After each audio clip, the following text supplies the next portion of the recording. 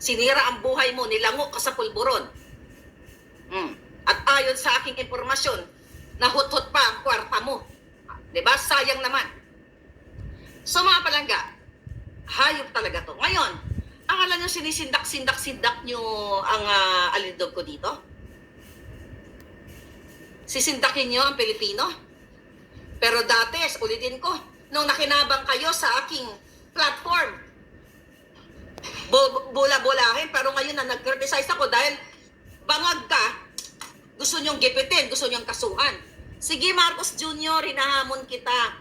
Kasuhan mo ako, ikaw Lisa, kasuhan mo ako. Ikaw Lasso, kasuhan mo din akong gago ka. Para i-present natin. Yung video mo kung paano ka mang-ape. Putang ina, doon pala wala ka ng credibility na inayupa ka eh. Sinungaling kang julul ka. Mayabang kayo dahil may baril kayo?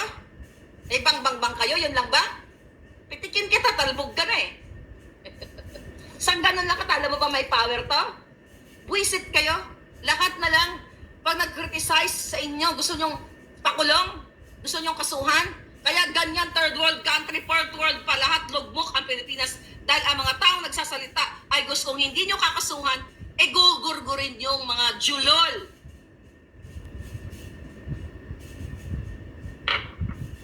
Busak ang kape.